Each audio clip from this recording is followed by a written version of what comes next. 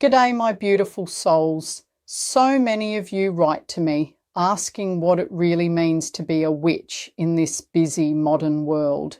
You're curious about magic, about intuition, and about how to live a more spiritual life when you're juggling work, family, and a list of chores that never seems to end. I often smile when I get these questions because they remind me so much of my mum, the world-famous white witch Kerry Kulkens. She had this wonderful, breezy way of demystifying it all. She wrote a brilliant little article once called "A Day in the Life of a Modern Witch," and it was just so her. She'd say, "Now, darling, if you think witches spend their days flying around on broomsticks and turning people into toads, I'm afraid you've been watching too many fairy tales." She was absolutely right, of course. That's not the life of a modern witch. But her article was just a little glimpse.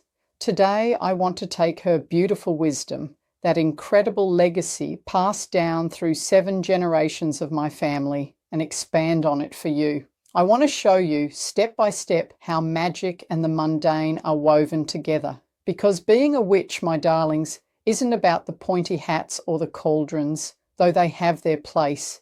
It's about living with intention. It's about understanding energy. It's about honouring the world around you and, most importantly, honouring the profound intuitive power that already exists inside you. So grab a cuppa, get comfortable, let's explore what a day in the life of a modern witch really looks like. This is practical magic for your everyday life, a guide to help you find your own power and create a life filled with positive thoughts, feelings and energies.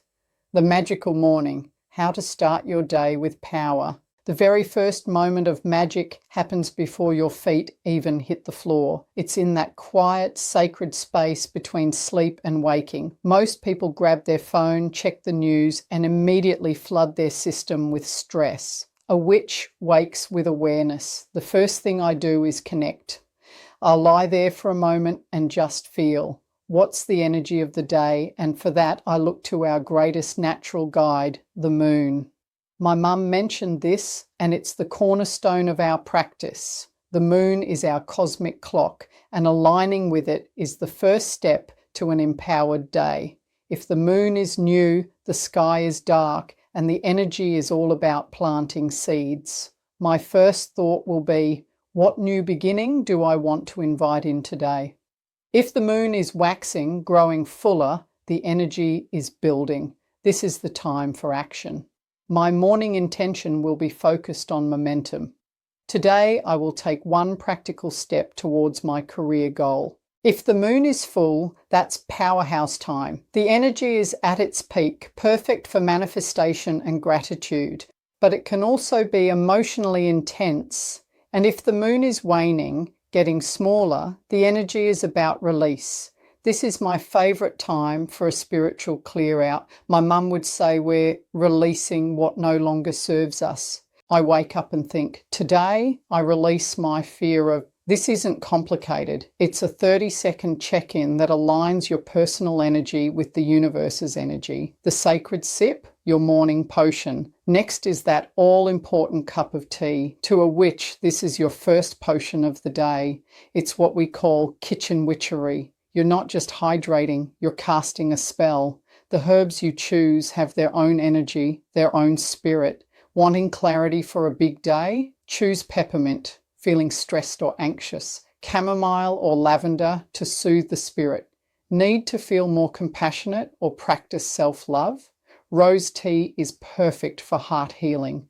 Feeling flat? A bit of ginger or cinnamon tea to stoke your inner fire and attract abundance. And how you make it matters. As I stir my tea, I'll stir clockwise, sunwise to draw in what I want. I draw in clarity, I draw in love, I draw in success. If I'm in that waning moon phase and want to release something, I'll stir anti-clockwise, Widdershins. I banish anxiety, I release fear. You've just performed your first act of practical magic and you're still in your pajamas. Armouring up. Crystals and the daily draw. Before I get dressed, I'll consult my guides. Mum loved a quick card pull, and so do I. This isn't about some rigid, terrifying prediction of the future. As a tarot teacher, I tell my students it's about taking the energetic temperature of the day. I'll shuffle my deck and pull one card. It's a spiritual weather report that empowers me. If I pull the Tower, it's not a catastrophe. It's the universe saying, "Heads up, Sarah, be flexible, an unexpected change is coming." If I pull the Lovers, it might be a day for making choices that are in true alignment with my heart. Then, crystals. My mum always had a citrine in her pocket. Crystals are a witch's best friend. Living pieces of the earth, batteries of condensed energy. I'll choose mine based on my card or my intention. Rose quartz. I'll pop this in my bra. It's the classic stone for love and compassion, like wearing a spiritual hug. Citrine. This goes in the wallet or purse. It's the merchant stone, great for attracting abundance and success in your career. Amethyst. If I'm feeling stressed or need to tune into my intuition for my readings, I'll wear this as a pendant. Black tourmaline. If I know I'm going into a difficult environment, I'll have this in my pocket. It's the best stone for psychic protection, like an energetic bodyguard. I'll hold the crystal, take a deep breath, and program it. I'll just say, "Thank you for protecting my energy today. Now you're awake, you're aligned, and you're energetically armoured for the day." The practical enchanter. Magic in the mundane. This is where people get stuck. "But Sarah, I have a 9-to-5 job in an office. I've got to do the school run." Darling, that's exactly where the magic is needed most. The commute and psychic shielding. If you're on a crowded train or even just walking through a busy shopping centre, you are walking through a soup of other people's energies. Their stress, their anger, their sadness. If you're an intuitive or sensitive person, an empath, you can soak that up like a sponge and come home feeling drained and cranky, not knowing why. This is where psychic shielding comes in. This is a fundamental skill I teach in my psychic development courses. As I'm walking or sitting, I take 10 seconds to visualize a bubble of light surrounding me. Sometimes it's a golden, sunny light. Sometimes it's a mirrored bubble that reflects anything that isn't for my highest good. I affirm only love and light may enter. My energy is my own. This simple act can be life-changing. It's not about being cold, it's about being clear. Magic at your desk. Sigils and numerology. You can't exactly light a candle or burn sage in most workplaces, so we use subtle magic. My mum mentioned drawing sigils on your shoes. A sigil is simply a symbol you create that's charged with your intention. You can draw a little $sign on a sticky note and place it under your keyboard for abundance. You can trace a heart symbol in your water bottle before you drink, infusing it with self-love. No one will ever know. I also use my expertise in numerology. Every number, every date has a vibration. If I have an important meeting to launch a new idea, I'll try to schedule it on a 1 day, like the 1st, 10th or 19th, which is all about new beginnings. If I'm trying to close a deal or sign a contract, I'll aim for an 8-day, like the 8th, 17th, 26th, the number of power, abundance, and manifestation. If it's a team-building event, a 6-day, 6th, 15th, 24th is perfect, as 6 is the number of harmony and community. This is an ancient metaphysical art, but it's as practical as checking your calendar. It's about aligning your actions with the universe's flow to give you the best possible chance of success.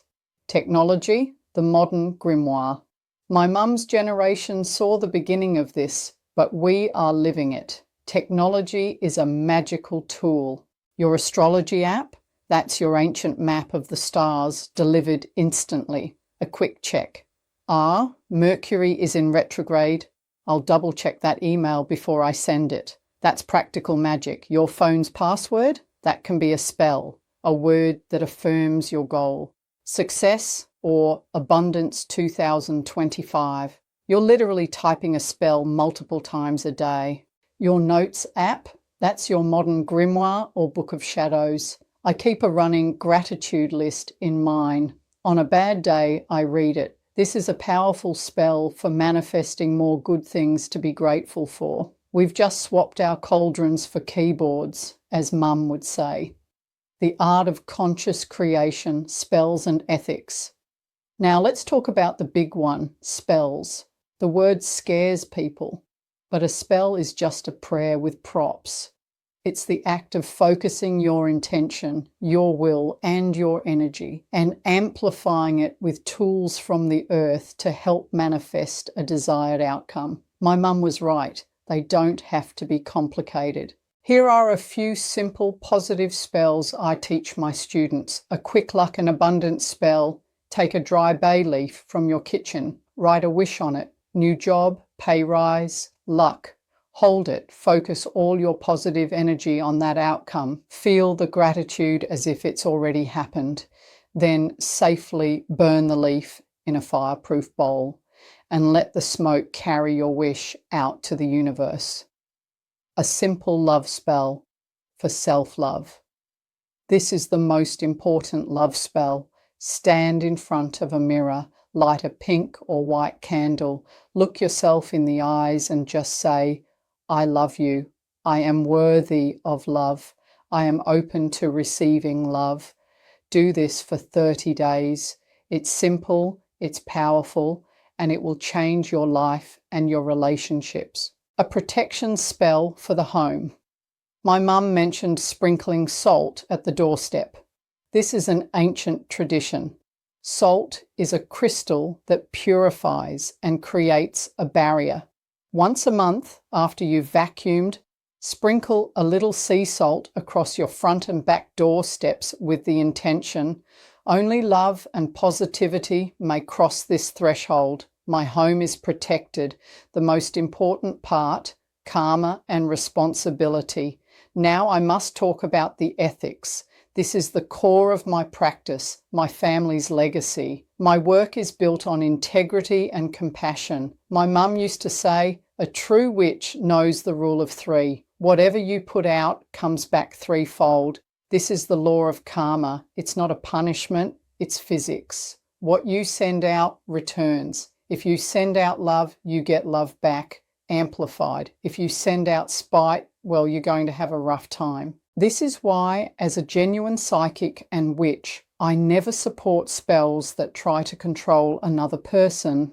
You can't make someone fall in love with you. That's manipulation, it's bad karma, and it will always backfire. Instead of a spell on your boss who's giving you a hard time, you do a spell for clear communication between you. Or even better, you do a spell to open the road to your perfect, new, higher paying job. See the difference? One is about control, the other is about empowerment and opportunity. This brings me to another of my mum's famous sayings. Destiny, you cannot change it. People get confused by this. They think, well, if it's destiny, why bother doing a spell? Here's the secret, passed down through my family. Your destiny is the big lesson your soul came here to learn. Maybe it's to learn self-worth or patience or unconditional love. That you cannot change. But your fate, your path, that is 100% changeable. You have free will. The spells, the rituals, the intention, that is you choosing your path.